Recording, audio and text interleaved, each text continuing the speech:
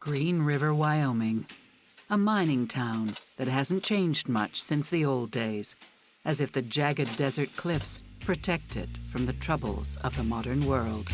Green River, it is small. We are very Western. What a beautiful town. It is, and it really is. It's just a quiet, peaceful, healthy place to raise a family. Crime, we have so many police officers that there's no room for crime. But crime forces its way in. This story of lost innocence begins with high school sweethearts, Lyanna Davidson and Bob Duke. The young lovers meet in typing class. Yeah, they're always together. If you remember one, you remember the other. I taught Lyanna in primary. She was quiet. She was not a troublemaker. She just was a sweet young lady. She's just soft-spoken, and you could just feel the kindness. Lyanna, smart, pretty, and well-liked, is also a practicing Mormon. Being Mormon, you live by higher standards. You walk a straighter line than most people. And she chose to walk it pretty straight. She didn't drink or smoke or, things of the 90s. No, she was a good girl. Bob isn't Mormon, but he also plays it pretty straight and dreams of leaving Green River behind as soon as he graduates. He was above average. He seemed to grasp all the stuff that I was trying to teach.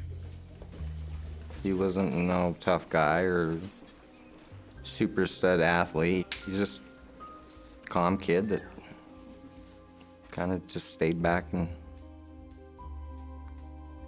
camouflaged in. Bob's parents are respected school teachers with a reputation for being strict. Bob's parents were more the educated type. In my opinion, two of the very nicest people you could ever meet. I always really, really liked and respected them. Not all of Bob's friends are as squeaky clean as he is, especially his friend Roger. Roger lived a little faster than Bob did. He had a taste for various intoxicants. He was not a perfect citizen. They're good friends, but complete opposites. Bob and Roger bond over kung fu and hitman movies. But Bob stays respectable, while Roger cultivates a tough guy image. He was like one of them guys that, I think in 8th grade, had a goatee, smoked, Levi jacket.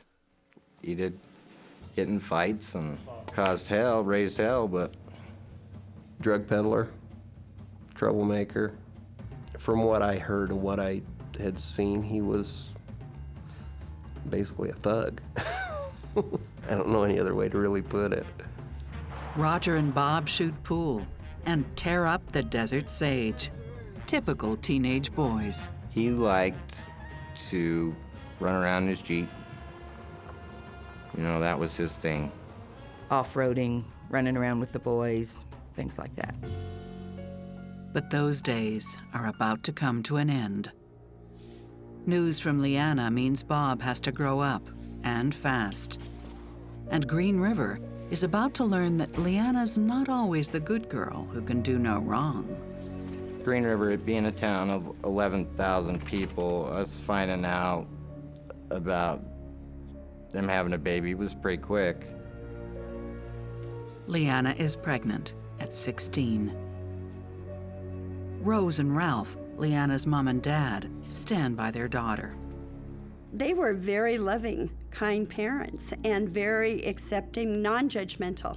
I'm sure they felt just like the rest of us, they started a little bit early, but, life will go on. I can see Rose being assured that Lyanna was mature enough to take care of a child. Bob's parents find it more difficult to accept. They had big plans for their son. I can see Bobby and Larry thinking, oh my word, his life's ruined. I think Duke's were probably more upset about it than Davidson's would have been. Bob dreams of leaving Green River, of going to college, and exploring the world. Lyanna's dreams are more modest. I think she epitomizes the all-American girl, hopes and dreams of raising a family here in Green River. No matter. In small-town Wyoming, there's not much of a choice. If you got someone pregnant, you married them. Or if they got you pregnant, you married them. It was just done. I think that they knew what was right.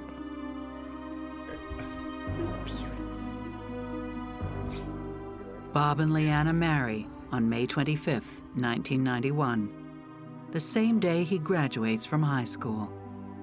You know, I'm sure there might have been some family pressure there. Less than 3 months later, Lyanna, age 17, gives birth to baby Eric. Oh, he was a doll. He was a beautiful little boy. He was. I will tell you this, I mean, Ralph and Rose adored him, but Dukes idolized him. Psychotherapist Stacy Kaiser and forensic psychologist Brian Russell see challenges ahead for this young couple. I think they literally felt it was their duty and obligation to do what they thought was the right thing, and the right thing in this case was to get married and have that child. Relationships that start really young can be successful. It's just that anytime you begin an endeavor like that that's difficult even for people who are fully ready and fully planned it on a shaky footing, it just increases the likelihood that there are going to be problems. 2 teenagers face an unplanned pregnancy, followed by a shotgun wedding. Still, Bob and Lyanna Duke dream of a promising future together. But their dreams are dashed on the rocks at Lost Dog Trail. We were called to the cliffs out on Lost Dog. We will need rope rescue. There's apparently, we didn't know at the time, 2 people went off the cliff. That's all we knew. There's no sign of Lyanna or Eric. Bob Duke is in a state of shock. He told the investigator that Eric was on the cliff chasing lizards. They were up on the top of that cliff, looking out, and that he went back to the Jeep to get something to drink or a toy or something. That's what we heard, that Bob was picking up the toys and taking them back. His back was only turned for a moment. She and Eric walked too close to the edge. The cliff gave way. He heard Lyanna let out a scream, and that Eric had fallen, and she went after him. The child fell, she grabbed for him. They fell.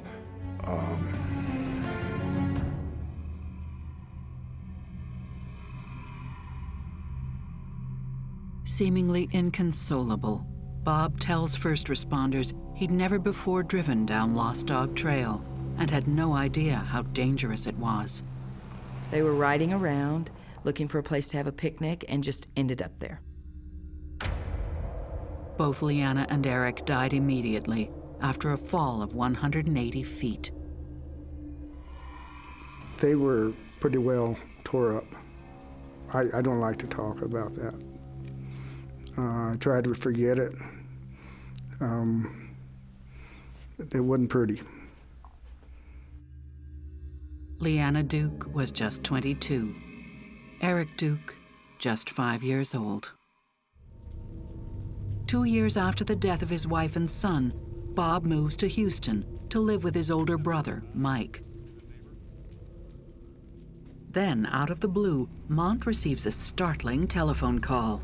A call from none other than Bob's old friend, the local hellraiser, Roger. I knew Roger and Bob both from when my boy was in high school with them. They played and joked and, sneak a beer out of my fridge once in a while. Roger tells Mont he's been keeping a secret. Back in 1996, just weeks before Lyanna and Eric died, Roger says that Bob came up with a deadly proposition. Specifically, knocking off Lyanna and Eric. The plan evolved into Bob would pay Roger a sum of money in the neighborhood of $20,000. Roger would shoot Lyanna and Eric. Roger says he thought the whole thing was a joke, but when Lyanna and Eric fell to their deaths, he believed it was no accident. Bob's high school buddy Roger tells Green River Police that not only does he believe Bob killed his wife and son, but he's now actively plotting to kill his own parents. Bob makes the critical mistake of calling Roger long distance, which means the case gets turned over to the FBI. The federal authorities were brought in because of the interstate nature of the conspiracy solicitation.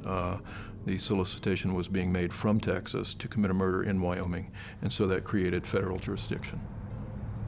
I felt I had a case. There was no doubt in my mind. So then I called the FBI and said, okay, this is what I have. I remember just having some question about, really, both two brothers both wanting to kill their parents. But they need more than Roger's word. They need to hear it from Bob directly. What happened was that Lieutenant Meekum and the FBI arranged to have several phone calls placed that were recorded. Naturally, Roger would be nervous. I mean, the stakes are pretty high in this type of investigation and these type of phone calls. And so Roger just had to try to get as much information as he could regarding the plot. I mean, he was scared, big time. No one is sure whether Roger can pull this off. Reference conspiracy to commit murder. Hello? Yeah. Hey, it's me. Roger gets straight down to business. Yeah, so remember Hey, remember when we talked before about the $20,000 for killing your parents? Yeah. Hey, I'm thinking I might want that. Do it. Did you have any ideas about maybe how I could do it, or? Mike and I were talking.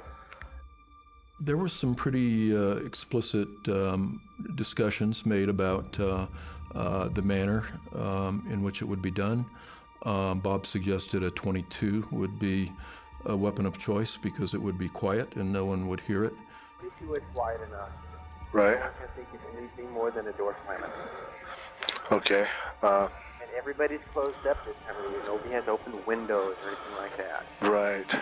When Duke's parents came home for the evening, Roger was to shoot them.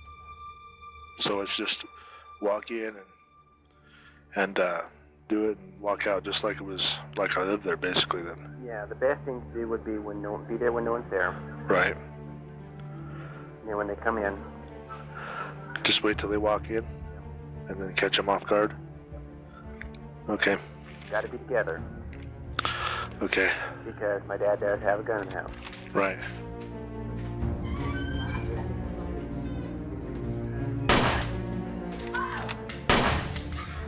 As well as the $20,000 payoff, Roger would get free rein to ransack the house.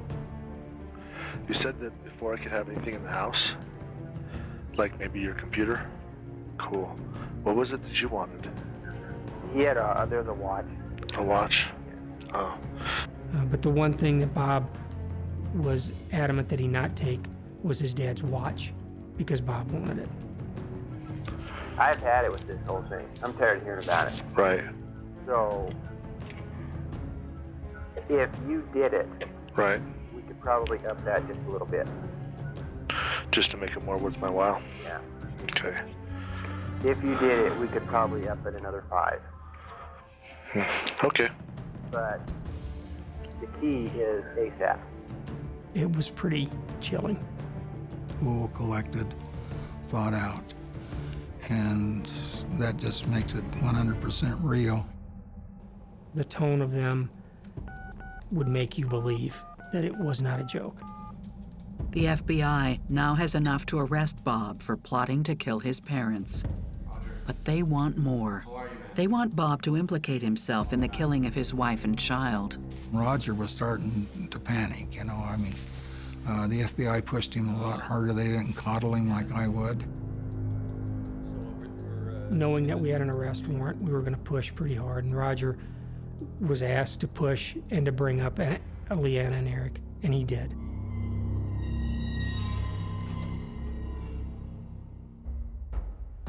Hey, is there any way we can make it look like an accident, like you did with your wife and kid? Dude, I did not do that. You didn't? No, I didn't do that. I thought you said you did family before. What? When we talked the first time, you said you did. Oh, I thought you said you did that. No. Huh. No. Okay. No. Huh. No, that's how come I didn't. We talked about it, and I didn't want nothing to do with it. Bob Duke is arrested after an FBI sting operation records him conspiring to kill his own parents. Bob and his brother Mike are both charged with conspiracy. Investigators suspect he's also responsible for the deaths of his wife and child. But during a taped call to Roger, Bob categorically denies it. Is there any way we can make it look like an accident, like you did with your wife and kid? Dude, I did not do that. You didn't? No, I didn't do that. When news gets out, the school teachers' sons and their murderous plot are the talk of Green River. It shocked everybody. I don't think there's any other way to put it. One of our kids from our community. I mean, what a sock in the face. Who would ever thunk that any of that would have happened? People talked. It was just like, do you believe it? Do you think he could do that? Do you think they could do that? Special Agent Todd Scott breaks the news to Mike and Bob's parents. Probably one of the hardest things I've done as an FBI agent. I had the tapes with me. I offered to play them. Their response was, our sons, we're going to stand by them. We don't believe they would do that. We don't want to hear the tapes. And I didn't push. Can you even imagine hearing your children plotting to kill you for your insurance?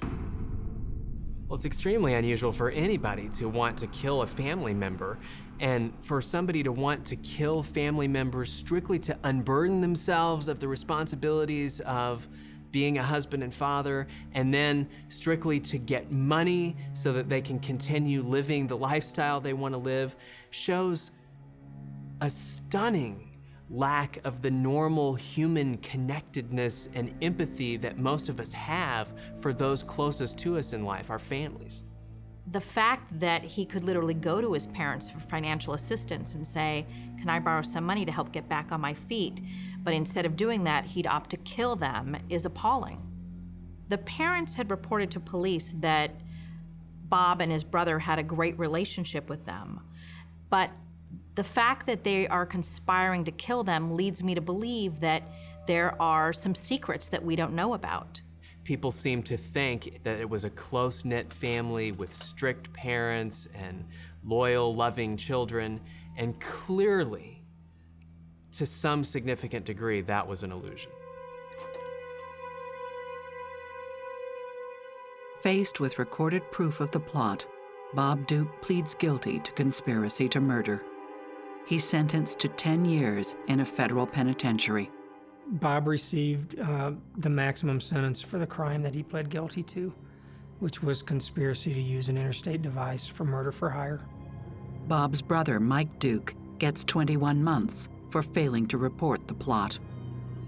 In the calls, it was clear that Bob was in control. If Bob Duke is capable of plotting to kill his own parents, is he capable of pushing his own wife and son off a cliff? In the middle of the trial, a surprise witness turns up, giving a much-needed boost to the prosecution's case. We were having a sandwich for lunch, kind of rushed. I had a message that there was someone there to see me. I basically told, my staff that I was too busy. I couldn't talk to anybody. And the woman was insistent that she needed to talk to me. She says, I've got some information about this case. Certainly had no idea it would be something as useful as this turned out to be. She tells him that she met Bob Duke at a mini-mart in 1994 when she was 13 years old. She and her sister had been basically out on the streets of the little town of Green River. Bob and Roger had essentially picked them up.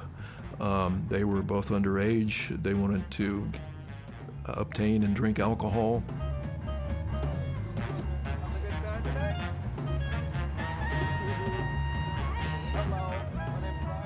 Bob and Roger apparently were willing to provide the alcohol in exchange for female company, and they began kind of a dating relationship, as she describes it. She and Bob spent a month making out and driving around in the desert. Bob confides in her. Things are not going well with his wife, Lyanna. He told her he was married in name only, and that he did not want to go through a divorce, but he wanted out of the marriage. He told her that he was searching for a way that he could get out of his marriage which would not involve paying child support. Making out with a minor may be morally dubious, but it's a long way from murder. But then, the witness puts a giant dent in Bob's story. She reveals that Bob brought her out to the end of Lost Dog Trail more than once. She had been to the crime scene with Bob Duke in 1994. And so he lied and told people that he'd never been there before. That was his first time, and she proved that to be untrue. She was a concrete witness to testify that Bob Duke's story was false in at least one regard. She tells her story on the stand, crucially catching Bob in a lie. One of two things happened out there. Either it was an accident, as Bob Duke had always claimed, or it was murder, as we were claiming. There was nothing in between. And if it were an accident, there's certainly no reason for Bob to lie about the circumstances of the accident. Nobody knows for sure whether Bob Duke pushed them off the cliff, whether he chased them off the cliff, whether he rendered them unconscious and threw their bodies off the cliff. Nobody knows exactly what happened other than Bob Duke. But we know that Eric and Lyanna went out to that cliff and that Bob Duke caused them to go off the cliff, and that's what caused them to die. The jury takes just a few hours to reach a verdict. Bob Duke is found guilty of first-degree murder. In September 2002, he's sentenced to 6 life terms for murder and conspiracy. Bob very nearly got away with 2 murders and may well have done so had he not tried to do it again. Bob's parents never accept that their son was a killer or that they were in danger of being his next potential victims. They defended both Bob and Mike the whole time. They never ever wavered. One has to respect their position, because I would imagine that that's probably one of the hardest things for any parent to get their head around, that their child, or their children in this case, would want them dead. Roger can perhaps claim credit for saving their lives. I think Roger did the right thing. I mean, I think he's, in this instance, Roger's a stand-up guy, and he did something that was very hard for him. The thing about it, Roger is straightened out. So, I mean, it helped him in a lot of ways. Bob Duke has exhausted all of his appeals and is serving one of his 6 life sentences. His crimes leave a shadow hanging over the town of Green River. It's heartbreaking. Unnecessary, stupid. That's where I felt down at this scene with the bodies. A waste, you know. It was just a waste. I'm just glad that justice was served. Lives will never be the same. A lot of lives.